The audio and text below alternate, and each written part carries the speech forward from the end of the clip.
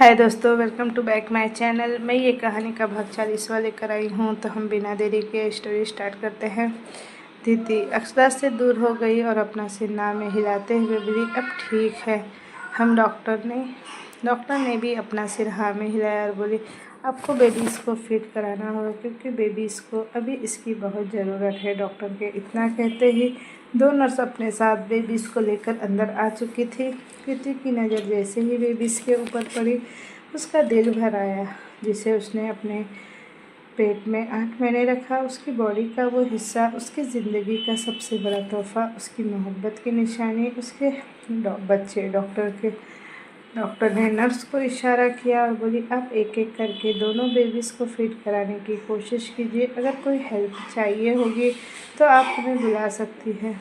Doctor ने इतना कहा और वो चली गई। उनके जाते ही नर्स ने कृति के हाथों में बेबी बॉय को देते हुए कहा, ये बहुत भूखा है, आप पहले इसे फीड करा दीजिए। कृति ने एक नज़र अपनी बेबी गर्ल को देखा और बोली, क्या आप मुझे इसे भी दे सकती है? नर्स भी उसकी इस इमोशन को समझ सकती थी। उसने बेबी गर्ल को कृति की गोद में दे दिया। कृति अब एक एक कर अपने दोनों बेबीज़ को आराम से देख रही थी। वो छोटे छोटे से लाल से चेहरा, ऐसा लग रहा था उसे किसने दो छोटे छोटे टमाटर को अपनी गोद में पकड़ा दिया है। उसने एक एक कर दोनों को प्यार से चूमा, फिर बेबी गर्ल को अक्षराज को देते हुए बोली, आप इसे पकड़िए, हम पहले इसे फीड करा देते हैं। अक्षराज ने बेबी गर्ल को अपने हाथ में लिया और उसे प्यार से निहारने लगा। अभी उसे यकीन नहीं हो रहा था कि उसने अपने बच्चे को अपने हाथों में पकड़ा हुआ है। दीदी को समझ नहीं आ रहा था कि वो फीड कैसे कराए, नहीं उसे किसी ने कुछ बताया था। अभी वो से कुछ पूछ पाती कि कमरे का गेट खुला और सीमा जी अंदर आ गई। सीमा जी को देखते ही कृति जी की आंखें भर आई। सीमा जी भी जल्दी से आकर कृति के सिर को सहलाने लगी और बोली, कैसी हो बेटा? कृति ने बस अपना सिर हाँ में हिलाया। वो कुछ कहती कि उसके हाथों में लेटा बेबी बॉय अचानक से रोने लगा। उसे रोता देख कृति एक पल के लिए डर गई और बोली, माँ इसे भूख लगी है पर हमको समझ नहीं आ रहा है कि कैसे। सीमा जी ने ये सुनते ही उसके सिर को प्यार से सहलाया और बोली, हम अब मदद करते हैं। इतना कहकर वो कृति की मदद करने लगी। माँ हमसे नहीं हो पा रहा, ये क्यों नहीं दूध पी रहा है? आराम से बेटा, तुम्हें डरना नहीं है। ये कहते हुए वो कृति को थोड़ा सा और गाइड की और अगले ही पल बेबी दूध पीने लगा। आई एम सो हैप्पी। सच में आज हम बहुत खुश हैं। हम मासी बन गए हैं और साथ में चाची भी। चिराग, वो भी दो प्यारे बच्चों की। पीहू ने एक्साइटमेंट के साथ कहा। उसकी खुशी उसके चेहरे पर झलक रही थी और होती भी क्यों नहीं, वो कृति की बेस्ट फ्रेंड थी। उससे भी कहीं ज़्यादा वो उसकी बहन थी।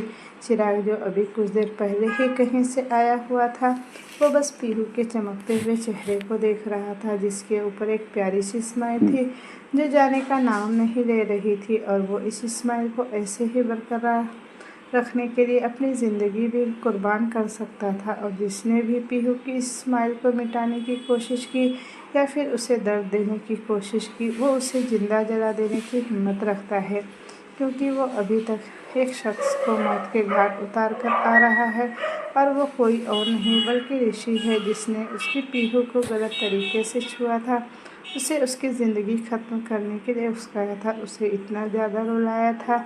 उस लड़की जिसकी आंखों में वो आंसू देख उसकी सांसें रुक जाती हैं। हाँ, आज वो फार्म हाउस जब गया था तब उसे पता चला कि वो जिस ऋषि को ढूंढ रहा था वो मिल चुका है और वो विक्रम ठाकुर का ही एक आदमी में से एक था। उसने जैसे ही ऋषि को देखा वो खुद को रोक नहीं पाया और चिराग, आप कहाँ खो गए? हम आपसे बातें कर रहे हैं कुछ। पीहू ने चिराग को तौलिया पास करते हुए कहा, बस वो आज के बारे में सोच रहे थे। चिराग ने भी तौलिया पीहू के हाथ से लिया और अपने बालों को पोंछने लगा, जो कि बारिश में पूरा भीग चुका था। अब फ्रेश हो जाइए, हम आपके लिए खाना गर्म करके लाते हैं। पीहू ने इतना कहा और कमरे से निकलने लगी, पर अचानक ही उसके कदम अपनी जगह रुक गए और वो एक झटके से पीछे घूम चिराग को देखने लगी। वहीं चिराग जो वॉशरूम की तरफ बढ़ ही रहा था, उसने अचानक से अपने हाथों पर पीहू के हाथ महसूस हुए और वो भी अपनी जगह पर रुक गया। पीहू उसकी शर्ट की स्लीव के ऊपर करते हुए उसके ऊपर लगे खून को देखने लगी, जो बारिश की वजह से लगभग दिखाई नहीं दे रहा था, पर अभी भी उसे आसानी से पहचाना जा सकता था। चिराग भी 2 पल के लिए फ्रीज हो गया। उसने जैसे ही अपनी नज़रें पीहू से मिलाई, पीहू अगले ही पल बोली, ये क्या है चिराग? वो बोल भी नहीं पा रही थी, लेकिन उसका दिल तेजी से धड़क रहा था, मानो यह बताने की कोशिश कर रहा हो कि ज़रूर कुछ हुआ है। अभी चिराग कुछ कह ही पाता कि पीहू ने फिर से हड़बड़ाते हुए कहा, ये किसका खून है चिराग? कहीं आपको कहीं चोट तो नहीं लगी है ना? पीहू की आवाज़ में दर्द और उसके लिए चिंता साफ साफ नजर आ रही थी, और अगले ही पल वो बोला, नहीं पीहू, ये हमारा खून नहीं है, हम बिल्कुल ठीक है। ये कहते हुए चिराग ने जैसे ही पीहू को पकड़ने की कोशिश की, पीहू के कदम पीछे हो गए और वो अपनी आंखें बिल्कुल कोल्ड करते हुए बोली, चिराग सच सच बताइए, यह किसका खून है और ये आपके शर्ट पर क्या कर रहा है? चिराग ने 2 पल के लिए कुछ नहीं कहा, फिर पीहू की आंखों में देखते हुए स्ट्रेट बोला, ऋषि का। यह सुनते ही पीहू का दिल एक पल के लिए पूरी तरह से कांप गया और वो फ्रीज हो गई। उसे ऐसा लग रहा था कि उसने कुछ गलत सुन लिया, पर जैसे ही उसने चिराग की आंखों में देखा, वो कंफर्म हो गई और अगले ही पर उसने चिराग के हाथों को पकड़ा और उसे खींचते हुए वॉशरूम के अंदर ले गई। उसके हाथों को टैप के नीचे रखते हुए उसे रगड़ रगड़ कर धोने लगी। चिराग भी कुछ नहीं बोल रहा था और चुपचाप उसे सब कुछ करने दे रहा था, क्योंकि वो अच्छे से समझ रहा था कि पीहू क्या करने की कोशिश कर रही है। ऐसे करते करते पीहू को जब तसल्ली नहीं हुई, तो वो चिराग को खींचकर शावर के नीचे खड़ा करते हुए बोली, उस गंदे खून को हम आपकी बॉडी पर एक पल के लिए बर्दाश्त नहीं कर सकते चिराग। और इतना कहते ही उसने अगले पर शावर को ऑन कर दिया। दोनों ही शावर के नीचे पानी में भीगने लगे। दोनों के ही कपड़े उसकी बॉडी से पूरी तरह से चिपक चुके थे, पर फिर भी पीहू के हाथ नहीं रुक रहे थे। वो चिराग के बॉडी को रगड़ रगड़ कर साफ करती जा रही थी। चिराग की वो शर्ट पूरी तरह से डैमेज हो चुकी थी, यहाँ तक कि पीहू के नाखून से उसे चोट भी आ चुकी थी। पर क्या वो इन सब की फिक्र करता है? नहीं, बिल्कुल भी नहीं। उसे अगर किसी की फिक्र थी तो वो थी पीहू, और सिर्फ उसकी पीहू। उसने पीहू के हाथ को पकड़ लिया और उसकी आंखों में देखने लगा, और वो मोमेंट था जब पीहू की बॉडी जवाब दे चुकी थी, और अगले ही पल वो चिराग की बाहों से लगकर बेहिसाब रोने लगी। उसकी चीखें चिराग के अपने अंदर तक महसूस करने लगा, लेकिन फिर भी वो शावर के बीच पीहू को गले लगाए चुपचाप बस खड़ा रहा। उसकी आंखों के सामने अभी कुछ देर पहले जो कुछ हुआ उस गोडाउन में, वो सब उसकी आंखों के सामने रील की तरह चलने लगा। हमारी बीवी की आंखों में आंसू लाया तुमने, हमारी बीवी को इतना परेशान किया है तुमने, उसे हमसे अलग करने की कोशिश की है तुमने, हमारी आंखों के सामने उसे अपना बनाने की बात कही है तुमने। एक एक लाइन अक्षराज अपने दांतों को पीसते हुए बोल रहा था, और साथ ही वो हर एक लाइन के साथ विश्वास को जोरदार मुक्का उसके मुंह पर मारे जा रहा था। विश्वास जिसके हाथ अक्षराज ने खुलवा दिए थे, पर फिर भी वो कुछ कर नहीं पा रहा था। बस कुछ ही मुट्ठों में वो बेहोशी की हालत में जा चुका था। अक्षराज का गुस्सा आसमान छू रहा था, और छूता भी क्यों नहीं, यहाँ बात उसकी बीवी की थी। उसने फिर से विश्वास के कॉलर को पकड़ उसे उठाया और वापस से एक मुक्का उसके घाव पर जड़ते हुए बोला ना, अब तुमको हमारा अस्तित्व मिटाना नहीं है क्या विश्वास ठाकुर? वहीं अक्षराज की यह मार देख विक्रम ठाकुर पहले ही डर चुका था, और उसका दिल तेजी से धड़क रहा था। आज वो अच्छी तरह से समझ चुका था कि वो अब बचने वाला नहीं है। विश्वास बिल्कुल भी अब होश में नहीं आने वाला था। अक्षराज के हर एक मार के बाद वो और भी अपने मौत के करीब नजर आ रहा था। उसके दिमाग में बस यही छाया हुआ था। अक्षराज ने उसके कॉलर को पकड़कर उसे ऊपर उठाया और फिर उसे ऊपर से फेंकते हुए बोला, बोलो ना, बोलता क्यों नहीं? विश्वास जमीन पर धूल के बीच गिरा पड़ा था। अक्षराज उसके पास आ गया और अपने घुटनों पर बैठते हुए बोला, पता है, आज हम तुमको मारेंगे नहीं। आज तुम्हारी किस्मत बहुत अच्छी है, क्योंकि आज हमारे बच्चों का जन्मदिन है। अक्षरा ने जैसे ही अपने बच्चों के बारे में कहा, विश्वा की आंखें अचानक से खुल गई और वो अक्षराज को एकटक देखने लगा। अक्षराज भी उसकी आंखों में एकटक देखे जा रहा था। यह बताना मुश्किल था कि वो कैसे अपने आप को इतने पास आकर भी उसे रोक पा रहा था।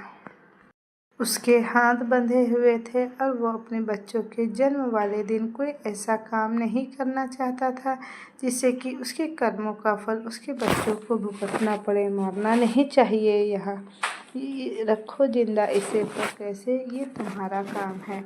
ये कहते हुए अक्षराज अभी जैसे ही जाने वाला था कि उसकी नज़र चिराग के ऊपर गई, जो एक तरफ बिना अपने पलकें झपकाए देख रहा था। अक्षराज ने उस तरफ देखा तो एक पल के लिए उसके हाथों की नसें बन गई, क्योंकि सामने ऋषि था। वही ऋषि जिसने पीहू के साथ गलत किया था, प्यार के नाम पर धोखा दिया था। वो चिराग के अंदर इमोशन आराम से पहचान पा रहा था, इसलिए उसने अगले ही पल कहा, तुम ले जा सकते हो इसे चिराग। और चिराग ने जैसे ही यह सुना, उसके हाथों की मुट्ठी एकदम से कस गई और अगले ही पल वो ऋषि को उसके कॉलर से पकड़ एक कमरे की तरफ ले गया।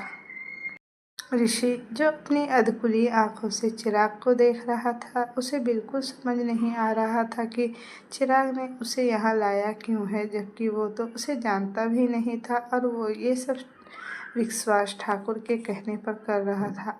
हमको क्यों, हमने सब विश्वास ठाकुर के कहने पर किया।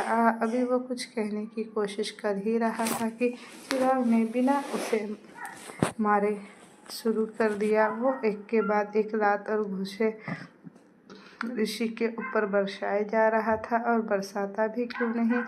पीहू के हर एक आंसू उसकी आंखों के सामने आ रहे थे और उसे हर वो रीज़न दे रहे थे जिससे उसकी मार बढ़ती जा रही थी। कुछ पल बाद ऋषि की पूरी बॉडी पर चोट के निशान थे, उसके कपड़े पूरी तरह से फट चुके थे, उसकी सांसें तेज चल रही थी। वो अपनी मौत को अपनी आंखों के सामने महसूस कर पा रहा था।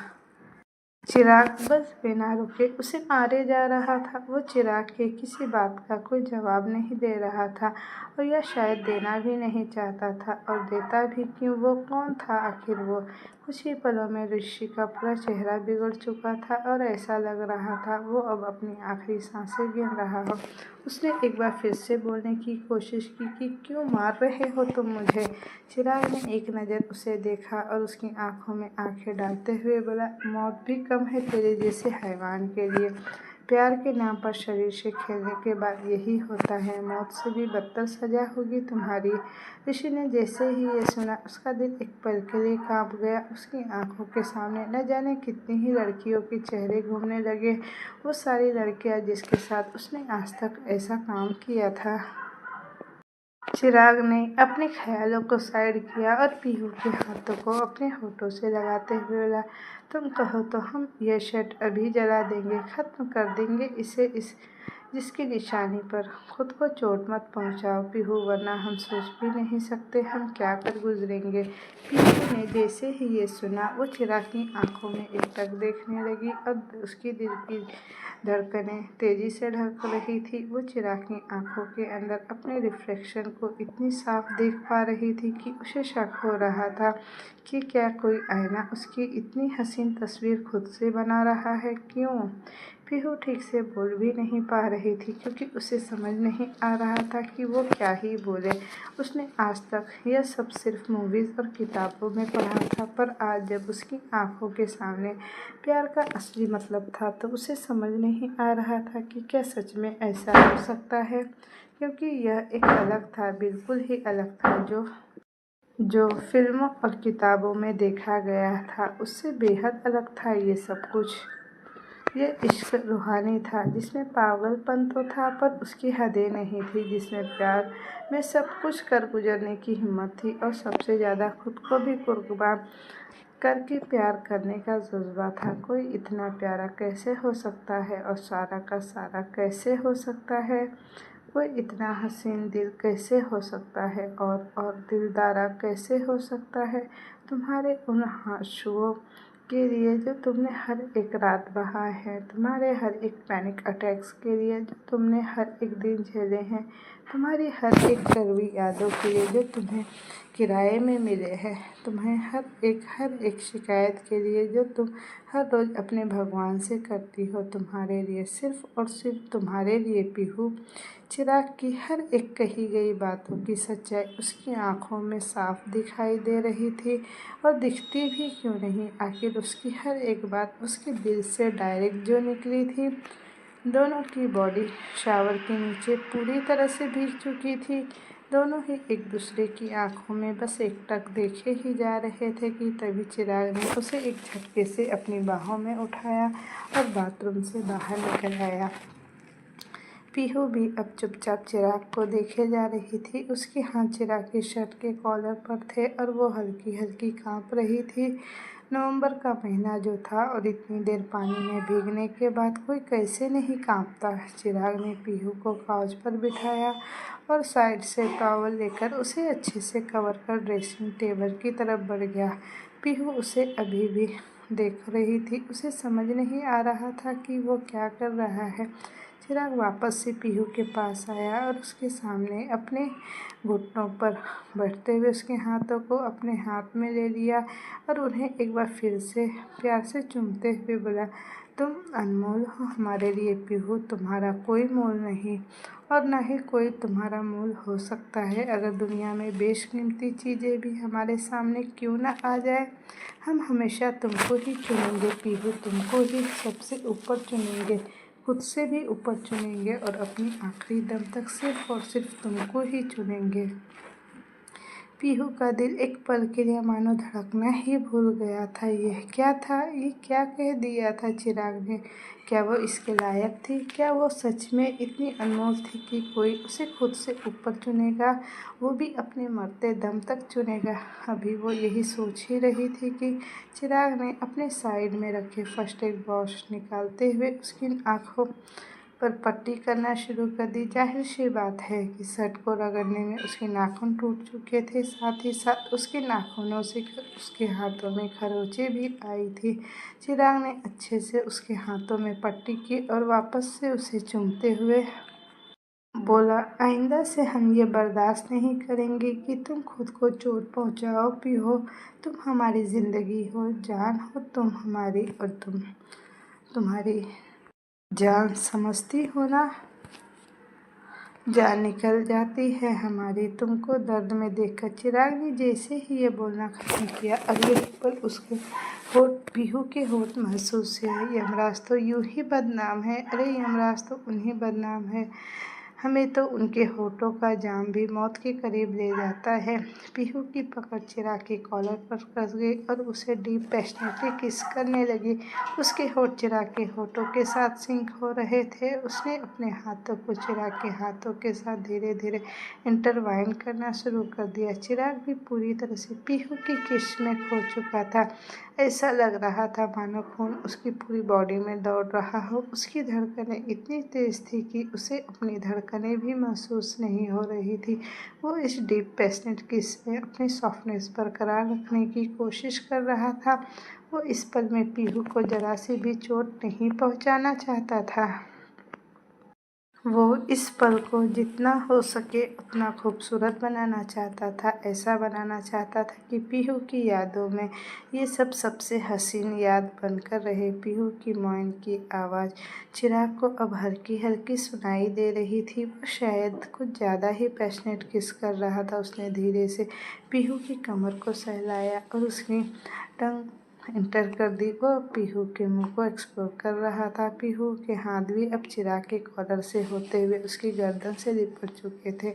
अब वो उसकी गर्दन को हल्के हल्के से हिला रही थी। चिराग के मूव्स उसे ये सब करने पर मजबूर कर रहे थे। दोनों के कपड़े अभी भी गीले थे और ऐसा लग रहा था कि किसी को भी इस बात से कोई फ़र्क नहीं पड़ रहा था, क्योंकि दोनों ही अपनी किस कि अपनी दुनिया में खो चुके थे कि उन्हें इस बात का एहसास ही नहीं था। कि तभी चिराग धीमे से पीहू से अलग हुआ और गहरी सांस लेते हुए बोला, हम तुम्हारे कपड़े लेकर आते हैं।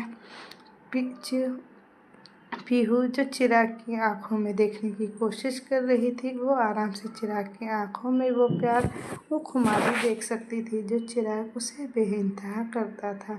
ये देखते ही पता नहीं क्यों उसके चेहरे पर छोटी सी मुस्कुराहट के साथ दिल में बहुत सारा सुकून उतर आया। वही चिराग अपने आप को डांटते हुए वार्डरोब के पास गया और पीहू के कपड़े निकालते हुए खुद से बोला, ये हमको क्या हो गया था, हम कैसे पीहू के साथ ऐसा कर सकते हैं। भले ही ये सब पीहू ने की शुरुआत की थी, लेकिन अब उसे इस चीज़ से डर लग रहा था। वो बिल्कुल भी नहीं चाहता था कि ऋषि ने जो ट्रॉमा पीहू को दिया, वो नहीं चाहता था कि किसी भी हालत में पीहू फिर से उसे महसूस करे। उसे वो सब अभी उसके साथ फिजिकल नहीं हो सकता था। इस चीज़ को लेकर पीहू की आंखों में आंसू आए। वो चीज़ कभी भी उसे खुशी नहीं दे सकती थी। वो पूरी ज़िंदगी ऐसे ही गुजार सकता था बिना फिजिकल हुए, लेकिन पीहू की आंखों में अपने लिए वो नफ़रत नहीं देख सकता था, वो ट्रामा नहीं देख सकता था। उसने एक लाइट सी शॉर्टर नाइट वियर निकाली और पीहू की तरफ बढ़ गया। उसने नाइट वियर को पीहू की तरफ बढ़ाते हुए बोला, हम दूसरे कमरे में जाकर चेंज कर लेते हैं, तुम यहीं कर लो। इतना कहकर चिराग जैसे ही जाने लगा, पीहू ने धीरे से कहा, चिराग। उसके इतना कहते ही चिराग के कदम अपने आप रुक गए और वो पीछे घूमते हुए बोला, हाँ, वो आपकी मदद चाहिए थी। इतना कहते हुए पीहू ने अपने हाथों को दिखाया जिस पर अभी अभी चिराग ने पट्टी की थी। चिराग ने एक नज़र पट्टियों को देखा और वो अगले ही पल सब कुछ समझ गया। उसके हाथों में पट्टी लगी थी, वो कपड़े कैसे बदलेगी, हम कैसे। चिराग ने हड़बड़ाते हुए कहा, वो और क्या ही कह सकता था। ये सुनते ही पीहू खड़ी हो गई और चिराग के सामने आते हुए बोली, सिर्फ आप ही चिराग कर सकते हैं। उसकी आवाज़ में कुछ तो था जिसे चिराग के दिल को पूरी तरह से अपने अंदर कैद कर लिया था। उसने अपना सिर हाँ में हिलाया, बोला, हम लाइट ड्रीम कर देते हैं। अब जब वो उसकी मदद करने वाला था, उसके कपड़े चेंज करने में थे, वो बिल्कुल भी पीहू को अजीब महसूस नहीं होने दे सकता था। वो उसकी जिम्मेदारी थी। आखिर पीहू ने कुछ नहीं कहा, वो चुपचाप खड़ी रही। चिराग ने पूरे कमरे की लाइट डिम कर दी और वो अब बिल्कुल पीहू के सामने खड़ा था। अभी भी खिड़की से हल्की हल्की रोशनी कमरे में आ रही थी और चांद की रोशनी से कमरा बिल्कुल उजाला सा होने लगा था। पीहू चिराग के हाथों को पकड़ा और साड़ी के पल्लू के ऊपर रखते हुए बोली, ये सेफ्टी पिन लगा है, आप पहले इसे निकाल दीजिए, हमसे ये नहीं होगा। पीहू के हाथों का टच पाते ही चिराग की पूरी बॉडी एक पल के लिए कांप गई, क्योंकि पीहू की ठंडी बॉडी उसके हाथों से टच हो रही थी। वो आराम से पीहू की बॉडी से आ रही खुशबू को फील कर सकता था। उसने बस अपना सिर हाँ में हिलाया और सेफ्टी पिन निकालने लगा। उसने जैसे ही सेफ्टी पिन हटाई, सारी ऑर्गेना होने की वजह से अपने आप नीचे खिसक गई। एक पल के लिए चिराग पूरी तरह से फ्रीज हो गया। उसने कहा, पीहू, उसे कहीं गलत न समझ ले। वो जल्दी से बोला, ये हमने नहीं, ये अपने आप हो गया। एक पल के लिए पीहू उसे देख मुस्कुराई और वो चिराग के बाजू को पकड़ते हुए बोली, चिराग, ये साड़ी ऑर्गेना मटेरियल है, इसमें ऐसा ही होता है। ये सुन चिराग को सांसों में सांसें आई और उसने अपना सर हाँ में हिला दिया। पीहू ने साड़ी के नीचे वाली प्लेट्स को देखते हुए कहा, यहाँ से भी एक निकालना है। चिराग ने एक नज़र नीचे देखा और अपने घुटनों के बल बैठते हुए प्लेट्स खोलने लगा। एक एक कर साड़ी की प्लेट्स खुल चुकी थी। वो आराम से पीहू की पतली कमर को अपनी आंखों के सामने देख रहा था। उसकी राउंड नेवल और वो पतली सी कमर देख उसका दिल जोरों से धड़क रहा था। पीहू भी चिराग की गर्म सांसें अपनी कमर पर फील कर सकती थी। एक पल के लिए उसका दिल भी तेजी से धड़कने लगा। उसकी आंखें चिराग के चेहरे पर थी। उसने एक गहरी सांस ली और बोली, वो पीछे हुक्स भी। उसने इतना ही कहा था कि चिराग भी अपने होश में वापस आया। उसने वापस खड़ा हुआ, उसके बैक सूट को देखने लगा। पीहू ने अपने बालों को आगे किया और चिराग के सामने बैक एक्सपोज कर दी। उसकी बैक पर एक छोटी सी बटरफ्लाई टैटू बनी हुई थी, जिसे देख चिराग के चेहरे पर मुस्कुराहट आ गई और वो उसे छूने के लिए अपना हाथ आगे बढ़ाने लगा कि तभी उसने जल्दी से अपना हाथ पीछे किया और अपनी आंखें बंद कर ली। अब हमें जाना चाहिए। चिराग ने अपनी नज़रें फेर ली और वहाँ से जाने को मुड़ गया। वो बिल्कुल भी आगे जाने वाला था कि उसने रेडी नहीं था। वो पीहू को अनकंफर्टेबल महसूस नहीं कराना चाहता था। वो पीछे मुड़ ही पाता कि पीहू ने उसके हाथों को पकड़ लिया और कहा, हाथ छोड़ने के लिए पकड़ा नहीं था चिराग? ये सवाल सुनते ही चिराग के कदम अपने आप थम गए और वो पीहू के चेहरे को देखने लगा। उसने गहरी सांस ली और कहा, हम तुमको अनकंफर्टेबल फील नहीं करवाना चाहते पीहू। आप कभी हमें अनकंफर्टेबल नहीं फील करवा सकते चिराग, कभी नहीं। एक आप ही है जिसके साथ हम खुद को बहुत सेफ फील करते हैं, तो आप कैसे हमें अनकंफर्टेबल फील करवा सकते हैं? पीहू ने अगले ही पर सारी बात कह दी। जैसे ही चिराग ने ये सुना, उसका दिल पागलों की तरह धड़कने लगा और उसने अगले ही पल पीहू को अपनी बाहों में भर लिया। वो कैसे अपने प्यार से और दूर रह सकता था? वो कैसे अपने प्यार को छुपा सकता था? भले ही वो उसे अनकंफर्टेबल फील नहीं करवाना चाहता था, लेकिन वो इस चीज़ में पीहू को अकेले भी नहीं छोड़ सकता था। पीहू भी चिराग की बाहों से लिपट गई और अपना सिर उसके सीने से लगा ली। थोड़ी देर ऐसे ही रहने के बाद पीहू ने अपना सर उसके सीने से निकालते हुए कहा, चिराग, हमको ठंड लग रही है। उसकी ये बात सुनते ही चिराग अपने होश में आया और बोला, हमको माफ़ कर दो, हम भूल गए थे। अभी वो यही कह ही पाया था कि चिराग फिर से कुछ बोलने की कोशिश की। पीहू उसके ऊपर झुककर उसके होठों पर छोटा सा कट करते हुए बोली, हम इस रिश्ते को अब आगे बढ़ाना चाहते हैं चिराग। हमको आपको महसूस करना है चिराग। हम इश्क को जीना चाहते हैं चिराग। ये सुनते ही चिराग अपने होठों को सहलाते हुए कहा, हम अपनी पूरी कोशिश करेंगे कि तुमको हमारे इश्क की भाषा समझ में आए पीहू। और इतना कहते ही उसने पीहू को अपनी बाहों में उठाया और अपने बेड की तरफ ले जाने लगा। पीहू ने भी अपने हाथ उसके गर्दन में डाल दिए। उसके चेहरे में वो खोने लगी। चिराग ने आराम से पीहू को बिस्तर पर बिठाया, उसके सामने आते हुए अपने हाथों को उसके कंधे पर रखा और उसकी आंखों में देखते हुए बोला, I am so lucky to have you in my life Pihu. Pihu ने अपने मन में सोचा और चिराग के गालों को सहलाते हुए बोली, लकी हम हैं चिराग जो आप हमें मिले। चिराग ने पीहू के माथे को प्यार से चूमा और अगले ही उसके सारे कपड़े उसके बदन से अलग कर दिए। एक पल के लिए हवा की ठंडी लहर उसके शरीर के रोम में बस गई, पर उसने अपने आप को जरा सी भी छुपाने की कोशिश नहीं की। पीहू का भी दिल अब तेजी से धड़कने लगा और उसने अपनी आंखें कसकर बंद कर ली। तभी चिराग एक बार फिर से बोला, हम अभी भी रुक सकते हैं पीहू, अगर तुम कहोगी तो हम जिंदगी भर रुकने को तैयार हैं। हम कभी भी तुम्हारे आंखों में आंसू देखकर अपने प्यार की भाषा नहीं कह पाएंगे। यहाँ आव्या करूँ, अभी ऐसे नहीं वैसे। आव्या की तेज सांसें कमरे का माहौल और रंग बता रही थी। वहीं अभिनय ने खुद को राव्या के आगोश में आते हुए कहा, ऐसे नहीं तो कैसे बोलो। अगले ही पल राव्या की तेज सांसों के साथ अभिनय की सिसकियों की आवाज़ भी कमरे में गूंज गई। रब, आई रियली लव यू।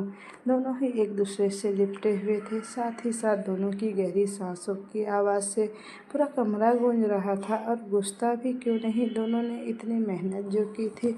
कमरा हर तरफ से बिखरा हुआ था, ऐसा लग रहा था मानो कोई तूफान आया हो। राव्या जो अभिनय के ऊपर सोई हुई थी, वो उसकी पकड़ से निकलते हुए बोली, अभी हमें नींद आ रही है, सोने दीजिए ना, सुबह बच्चों को देखने भी जाना है हमें। ये सुनते ही अभिनय के चेहरे पर एक मुस्कुराहट आ गई और वो राबिया के कमर पर अपने हाथ रख सहलाते हुए बोला, बच्चों से याद आया, अब क्यों ना हम भी बच्चे। अभिनय ने जैसे ही ये कहा, राबिया की पूरी नींद एक पल में उड़ गई और वो उसे अपना चेहरा ऊपर कर देखने लगी। उसकी आंखें बिल्कुल बड़ी हो चुकी थी। उसे ऐसे देख अभिनय का चेहरा खिल गया और वो उसके दोनों गाली को बारी बारी चूमते हुए बोला, हम मजाक कर रहे थे रब, हम बेबीज अब तुम्हारे कॉलेज के बाद प्लान करेंगे। उसने ये कहा और फिर से अपने साइड बेड पर उसे सुलाते हुए बोला, हम अभी आए। इतना कहकर वो वॉशरूम के अंदर चला गया। उसके जाते ही राबिया ने अपने हाथ अपने पेट के ऊपर रख दिए और उसे प्यार से सहलाने लगी। ये करते वक्त उसके चेहरे पर मुस्कुराहट थी, पर अगले ही पल ये मुस्कुराहट डर में बदल गई और उसके कानों में कृति के चीखने की आवाज़ गूंजने लगी। हाँ, वो बहुत डर चुकी थी। आज जो भी हुआ उसके बाद तो और ज़्यादा। अभिनय ने उसे क्लीन करते हुए उसे स्माइल दी और फिर छोटी सी किस करते हुए बोला, हम अभी आए, सोना मत, हमको क्रीम भी लगाना है तुम्हें। राबिया ने कुछ नहीं कहा, बस अपनी पलकें झपका दी। अभिनय दोबारा से आया और इस बार उसके हाथों में उसका एक शर्ट और क्रीम थी। वो राबिया के पास आकर बैठ गया और हल्की क्रीम अपनी उंगलियों पर लेते हुए उसे राबिया की गर्दन और कॉलर बोन पर लगाने लगा। अभी ये अपने आप ठीक हो जाएगा, आप बेवजह फिक्र मत कीजिए, राबिया ने अभिनय को रोकते हुए कहा। पर ये सुनते हुए अभिनय ने फिर से क्रीम लगाते हुए बोला, हाँ हमको पता है रब, ये ठीक हो जाएगा, लेकिन जब तक ठीक नहीं होगा ये दर्द देगा और हम तुम्हें दर्द में नहीं देख पाएंगे। अभिनय ने क्रीम लगाई, फिर उसे अपनी शर्ट पहनाते हुए अपनी बाहों में भरकर सो गया। वैसे ही आज का दिन बहुत हेडिक था, पर रात को उसने अपनी सारी थकान निकाल ली थी। पिराग का रूम, पीहू की सिसकियाँ गूंजने लगी। जैसे ही चिराग ने अपने होठों को उसके गले से लगाया, उसकी सांसें अब बढ़ने लगी। उसके हाथ चिराग की पीठ पर जा लगे। चिराग भी बड़ी शिद्दत के साथ उसके हर हिस्से को चूम रहा था, मानो उससे ज़्यादा खूबसूरत नज़ारा उसने कभी देखा ही नहीं हो।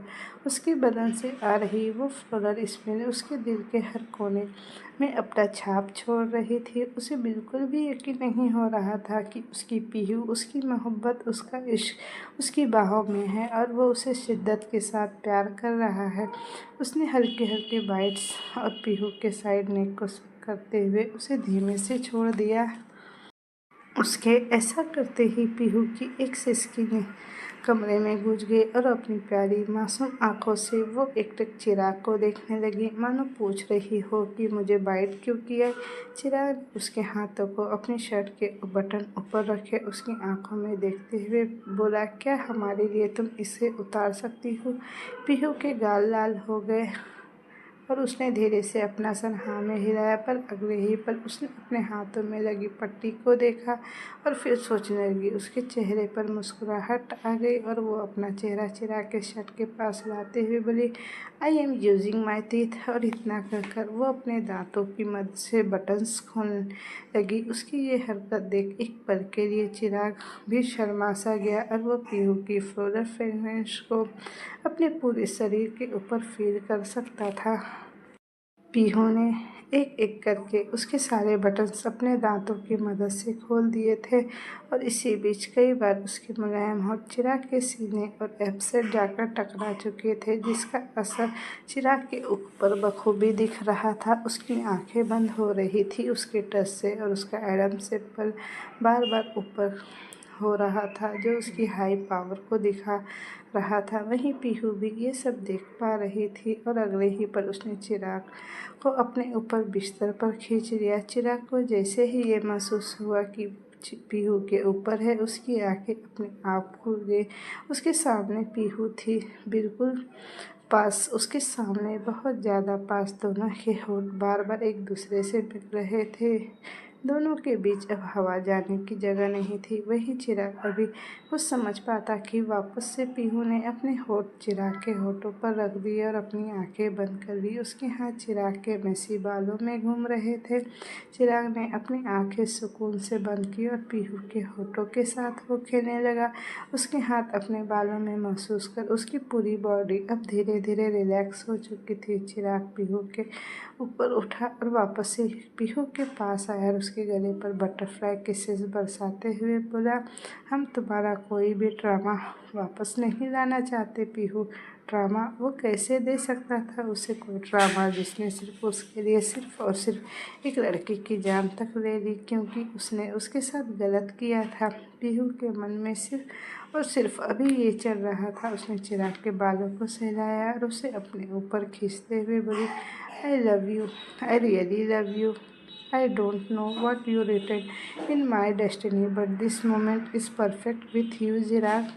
अभी उसने जैसे ही ये कहा, चिराग ने अपना चेहरा उसकी गर्दन से निकाल दिया और उसके चेहरे को अपने हाथों में लेते हुए बहुत जुनून के साथ कहा, I am written in your destiny Pihu and no one can snatch you from me and if I lose you I will loss all my sense and become senseless.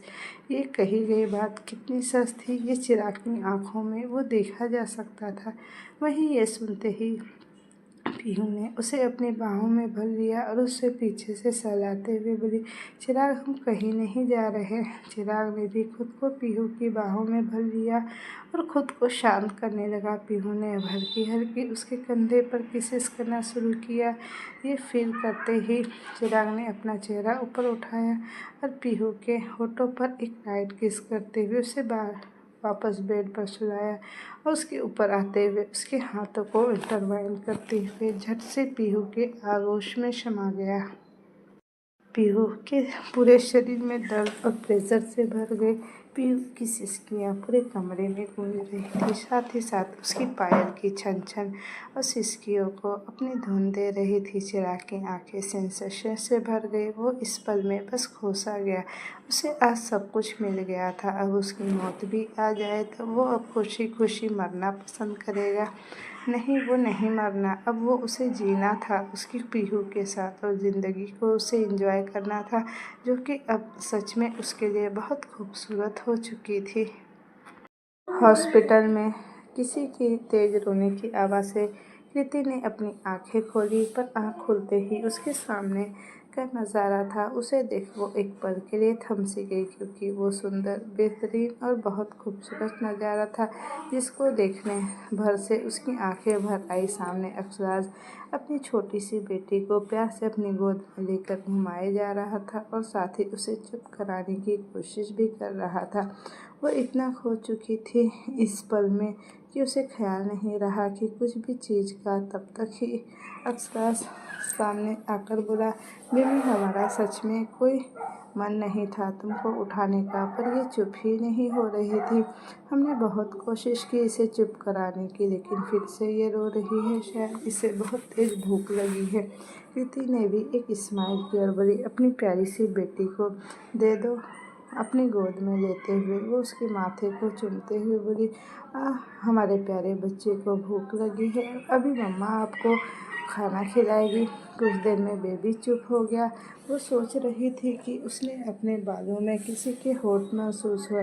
Akshraj उसके माथे को चूम रहा था। उसने प्यारी सी किसी की और उसके गालों को सहलाते हुए बोला, हम तुम्हारे दर्द को अपना तो नहीं बना सकते बीवी, लेकिन दर्द के बाद चेहरे पर मुस्कान लाने का वादा ज़रूर कर सकते हैं। उसकी ये बात सुनते ही कृति ने अपना चेहरा अक्षराज के सीने में छुपा लिया और बोली, आप हमसे इतनी मोहब्बत क्यों करते हैं अक्ष? वैसे तो उसे इस सवाल का जवाब बखूबी पता था, क्योंकि प्रेगनेंसी में उसने ये सवाल उससे 1000 बार पूछा था और अक्षराज ये खूबसूरती से उसके हर वो बार एक नया जवाब देता था। अगर उसने 1000 बार ये कहा था कि वो उसे मोहब्बत क्यों करता है, तो अक्षराज ने उसे 1000 वजह दी थी उसे मोहब्बत करने की।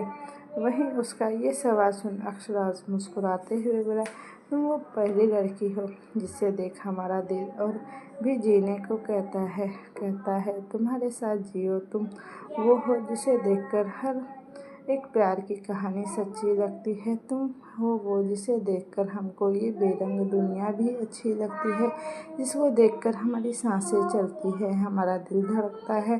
तो कैसे न करें हम उस लड़की से मोहब्बत जिसको देख अक्षराज ठाकुर जीता है।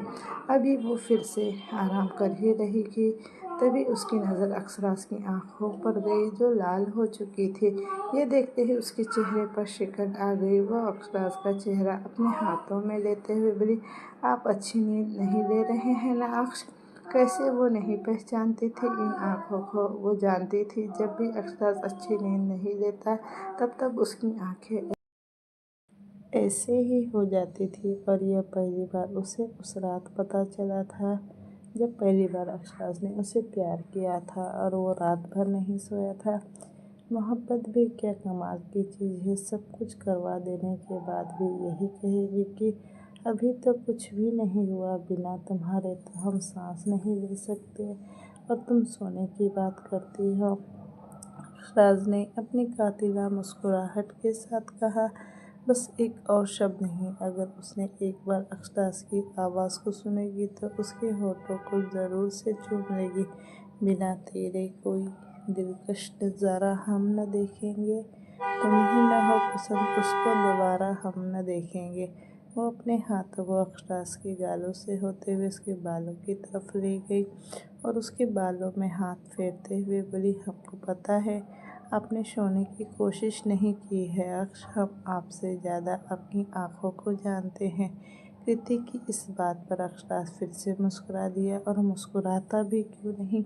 उसकी बीवी ने सच ही तो कहा था। उसकी गहरी काली आंखें हर पल देखना भी तो बस उस एक शख्स को ही चाहती है, और वो थी कृति। तुम्हें पाकर जमाने भर से रिश्ता तोड़ देंगे हम, अगर तुम मिल जाओ तो ये ज़माना छोड़ देंगे हम। उसने प्यार से कृति के होठों को अपने अंगूठे से सहलाया और कहा, ऐसे ही बस यही मुस्कुराहट देखना है हमको हर पल तुम्हारे चेहरे पर। बीबी, तुमको पता भी नहीं क्या गुजरती थी हम पर जब हमने तुम्हारी वो चीखें सुनी थी। कृति बखूबी जानती थी अक्षराज के इमोशन को, क्योंकि उसने अपनी आंखें बंद होने से पहले अक्षराज की आंखों में जो आंसू देखे थे, जो बहुत अनमोल थे, उसका कोई मोल नहीं था। अब वो खुद को नहीं रोक सकती थी। उसने अक्षराज के चेहरे को पकड़कर उसे अपनी तरफ खींचा और अगले ही पल अपने होठ उसके होठों पर रख दिए। उसके हाथ अक्षराज की गर्दन में फिसल रहे थे और साथ ही साथ उसके बालों में घूम रहे थे। उसके होठ अक्षराज के होठों के साथ सिंक हो रहे थे, क्योंकि आग बराबर दोनों तरफ लगी थी। अक्षराज भी उतनी ही शिद्दत से उसके होठों को चूम रहा था, मानो उसने ये पहली बार इन होठों का जाम पिया हो। बिल्कुल वैसी ही तड़प, वैसी ही दीवानगी, वैसी ही जुनूनीपन। करूँ पीहू ने अपनी आंखें खोली, पर जैसे ही उसे कुछ सख्त सा अपने पास महसूस किया, उसने पूरी बॉडी एक पल के लिए फ्रीज हो गई और उसने अपना चेहरा घुमाकर दूसरी तरफ देखा। चिराग, ये एक नाम काफ़ी था उसकी बढ़ती हुई धड़कनों को शांत करने के लिए, उसके बुरे ख्वाब को हसीन बनाने के लिए। ये एक शब्द काफ़ी था उसकी बेरंग उजड़ी हुई दुनिया में रंग भरने के लिए। अचानक से रात का हर एक लम्हा उसकी आंखों के सामने आ गया और बटरफ्लाइज उसके पेट में उड़ने लगी। चिराग के साथ बिताया गया हर एक लम्हा उसकी ज़िंदगी का सबसे कीमती लम्हा होगा। उसने कभी ये सोचा न था उसकी ज़िंदगी में कोई उसे इतना प्यार कर सकता था, कोई उसे खुद से भी बढ़कर चाह सकता था। जब पूरी दुनिया ने उसे अकेला कर दिया था, तब चिराग ने उसका हाथ थामा था, और उसे इन सब चीज़ से एक चीज़ ज़रूर पता चल चुकी थी, और वो थी कि अगर उसे पूरी दुनिया से भी क्यों न लड़ना पड़े, तो वो इस शख्स को अपनी ज़िंदगी की सारी खुशियाँ दे देगी। अभी वो अपने इन्हीं ख्यालों में थी कि उसे अपनी कमर पर चिराग के हाथ महसूस हुए, और अगले ही पल चिराग ने अपने होठों को उसके होठों पर रख दिया। तो दोस्तों ये कहानी यहीं तक रहने देती हूँ। इसका नेक्स्ट पार्ट मैं जल्दी ही लेकर आऊँगी। तो मुझे कमेंट में बताइएगा कि आपको स्टोरी कैसी लगी। अगर स्टोरी अच्छी लगी और आपको इसी तरह की स्टोरी चाहिए तो मेरे चैनल को लाइक शेयर सब्सक्राइब ज़रूर कीजिएगा। Thank you for watching. Bye bye.